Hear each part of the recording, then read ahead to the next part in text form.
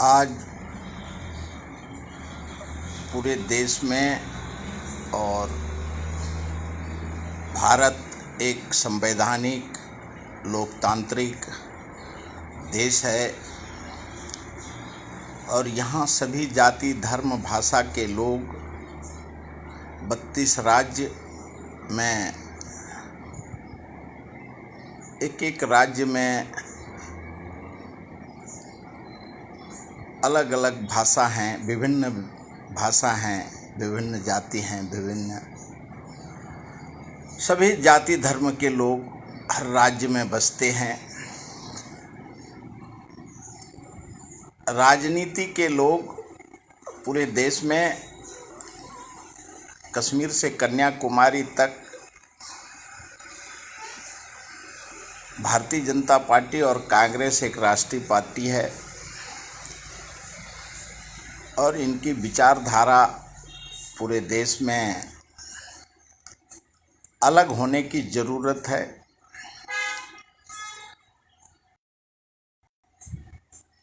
उन्नीस सौ 1970 से मैं मुंबई में रहता हूँ और मुंबई पूरे देश का आर्थिक राजधानी है।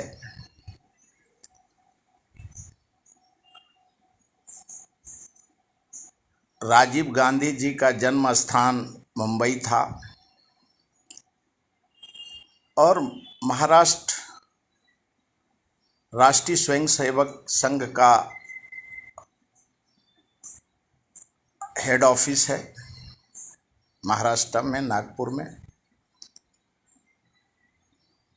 और यहाँ 1970 से हमें कभी ऐसा महसूस नहीं हुआ कि किसी जाति धर्म भाषा का अनादर किया जाता है। हिंदी और मराठी का जो अभी नया राजनीति पार्टी उत्पन्न कर रहा है मुद्दा, उनके क्षणिक स्वार्थ के लिए उनको ऊपर हटके विचार करना चाहिए। मैं सबसे पहला निशिकांत दुबे जी का मैं उनका जो उन्होंने महाराष्ट्र के ऊपर वक्तव्य दिया है उसका मैं उनका भाषण का और भाषा का मैं विरोध करता हूँ।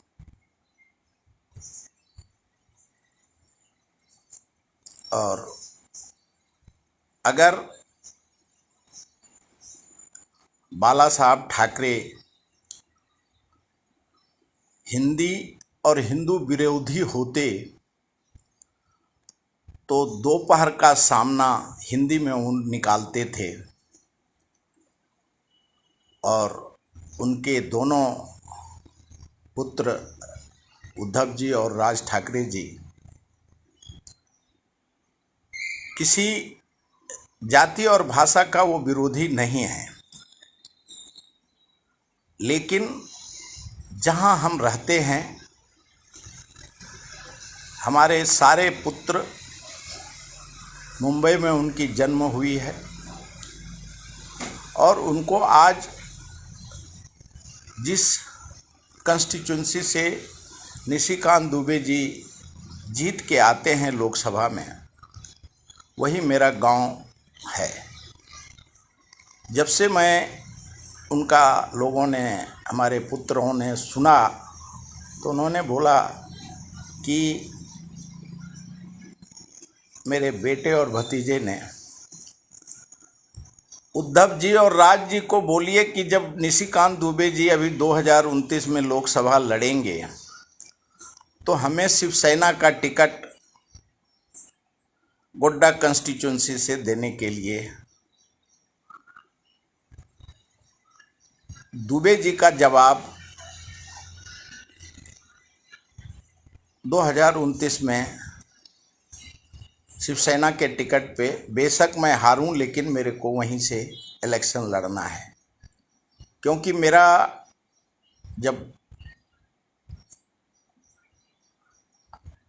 मातृभूमि और जन्मभूमि, आपका मातृभूमि अगर झारखंड और बिहार है तो मेरा मातृभूमि महाराष्ट्र है, और मैं महाराष्ट्र में आज मैं रहता हूँ और यहाँ का आदर होना चाहिए।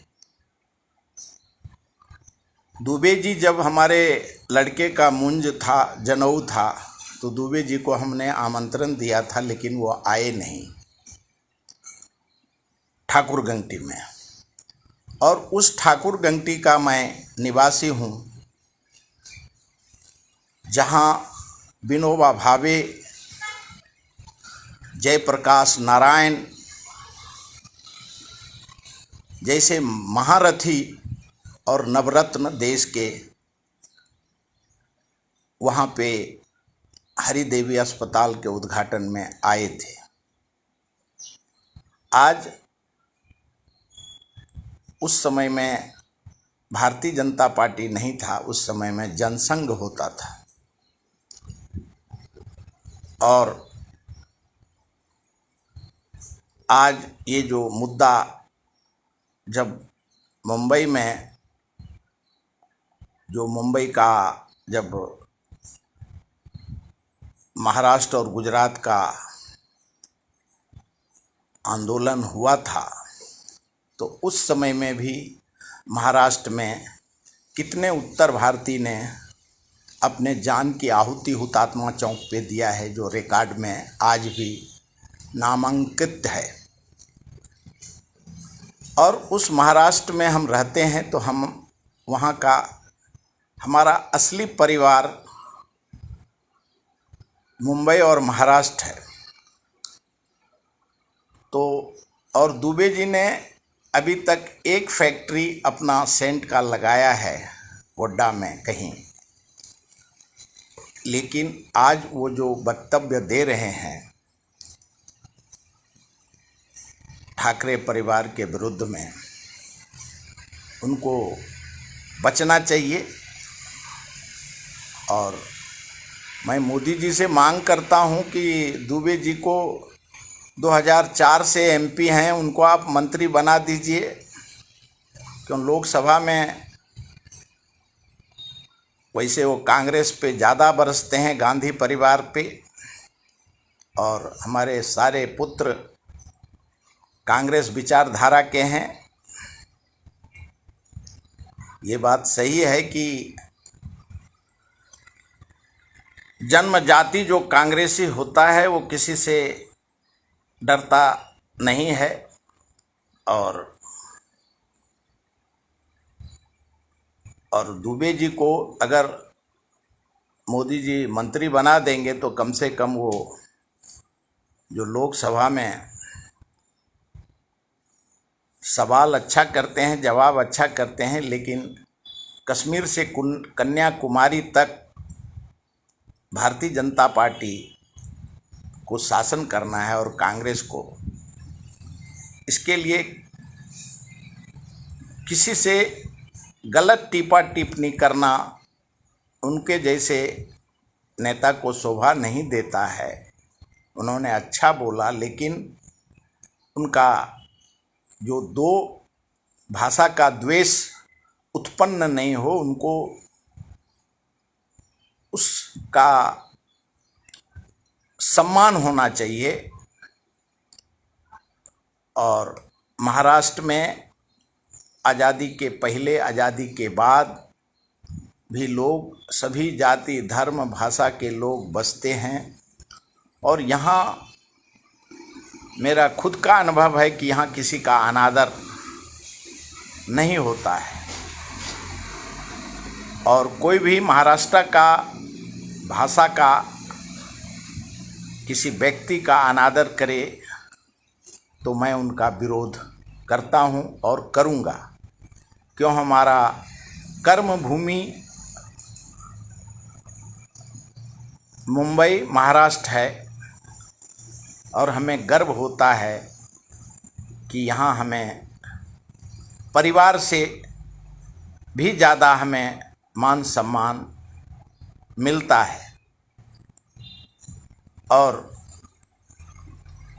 यहाँ के लोग अपने रोटी में भी आधा रोटी हमें देते हैं। मैं भारत के प्रधानमंत्री जी से मांग करता हूँ कि झारखंड में, बिहार में आप इंडस्ट्री लगाइए। अब 11 साल आपको प्रधानमंत्री होके हो गया। हमें गर्व होता है कि कल ब्राज़ील में ब्रिक्स के मीटिंग में आपको सबसे सर्वोच्च सम्मान से प्रधानमंत्री जी को नवाजा गया। और एक तरफ डोनाल्ड ट्रंप जी को नोबेल पुरस्कार के लिए वो देश देश से बाय होक बाय कोक वो कोशिश कर रहे हैं, लेकिन मोदी जी को ब्राज़ील और ब्रिक्स में जो सम्मान दिया वो भारत के लिए गर्व की बात है। मैं ब्राज़ील सरकार और ब्रिक्स का भारत का नागरिक होने के नाते आभार प्रकट करता हूँ।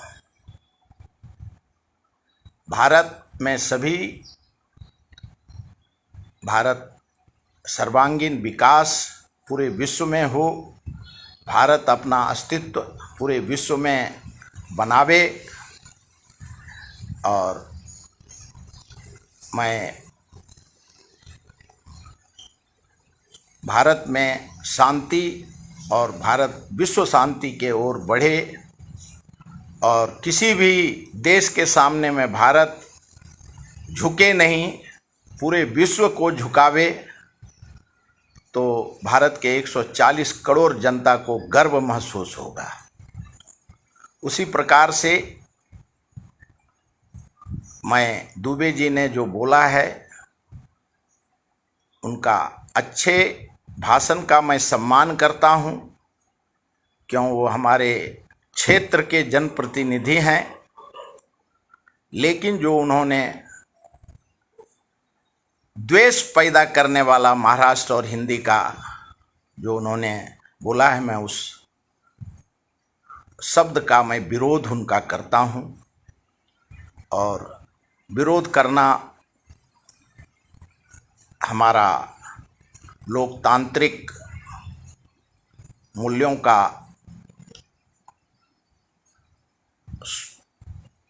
अधिकार है। आज पूरे भारत बंद का आह्वान सारे विरोधी पक्ष नेताओं ने किया है, क्योंकि हम कामगार क्षेत्र से हैं और पूरे देश में कामगार है तो हमें रोटी, कपड़ा, मकान, नौकरी मिलता है, मान सम्मान हमें मिलता है। और भारत बंद में हमारे सारे यूनियन संगठन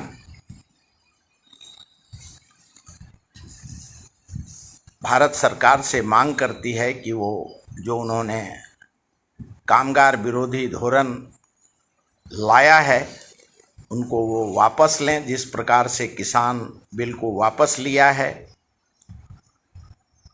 और क्योंकि कामगार को न्याय मिलेगा,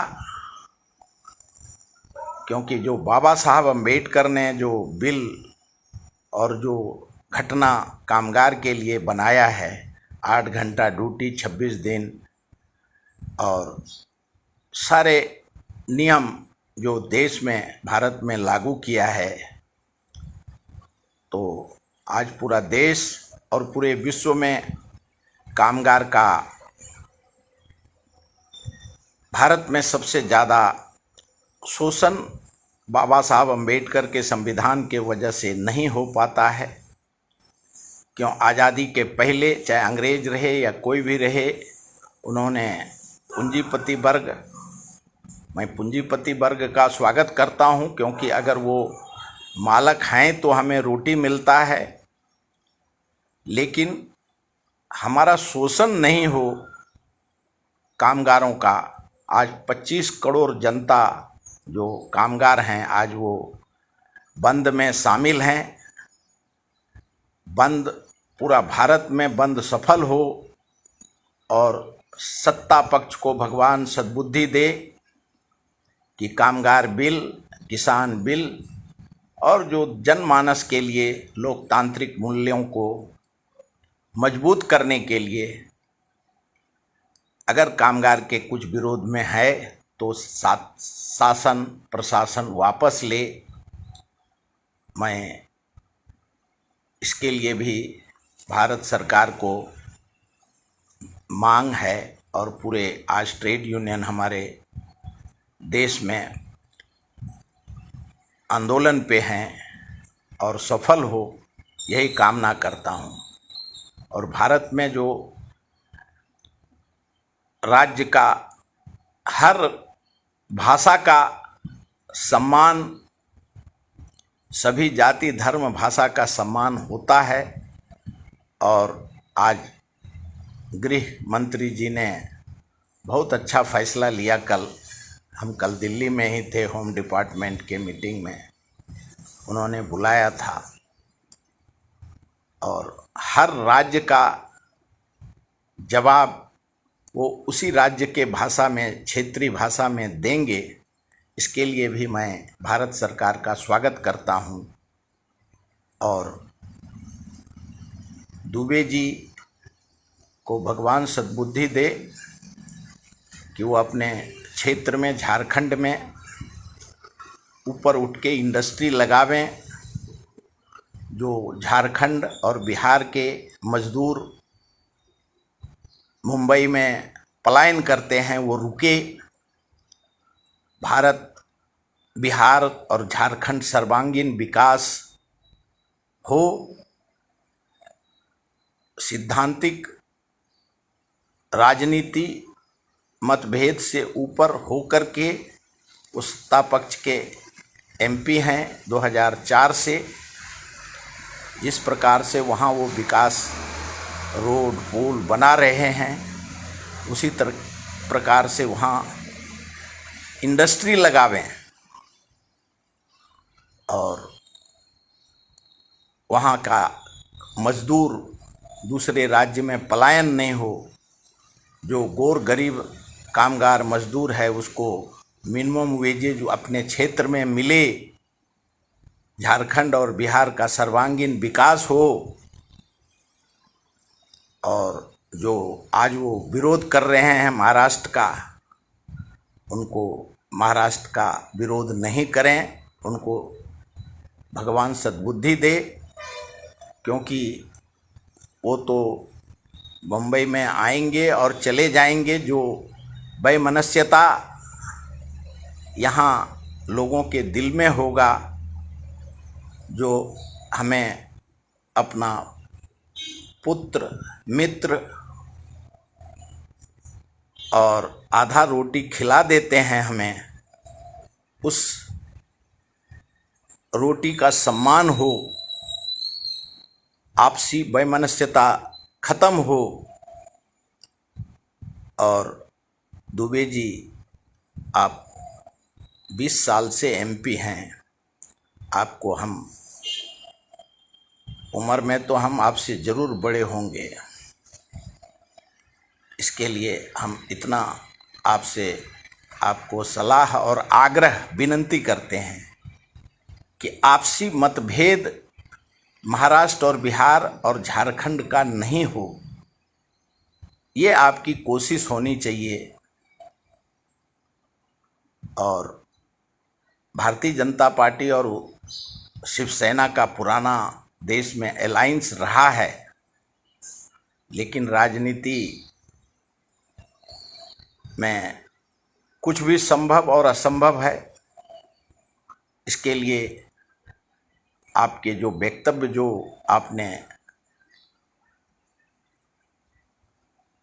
ठाकरे परिवार और मराठी का जो आपने विरोध अगर आपके भाषा में दर्शाया है तो उस भाषा का मैं विरोध करता हूँ। और आपको मोदी जी, आप तभी, चाहे वो कांग्रेस हो या कोई भी पार्टी का, आप लोकसभा में जब नेहरू जी से लेके इंदिरा जी का, राहुल जी का विरोध करते हैं, उसी प्रकार से महाराष्ट्र में आप उद्धव ठाकरे जी, राज ठाकरे जी का विरोध करते हैं। आप मंत्री बनेंगे तो शायद वो विरोध, वो भाषा का दुरुपयोग नहीं होगा। यही मैं भारत के प्रधानमंत्री से विनती करता हूं। और संविधान कश्मीर से कन्याकुमारी तक भारत का सर्वांगीण विकास हो। सभी नेता, जाति, धर्म, राजनीति पार्टी का हर जनता सम्मान करे, यही कामना करता हूं। भारत माता की जय। महाराष्ट्र।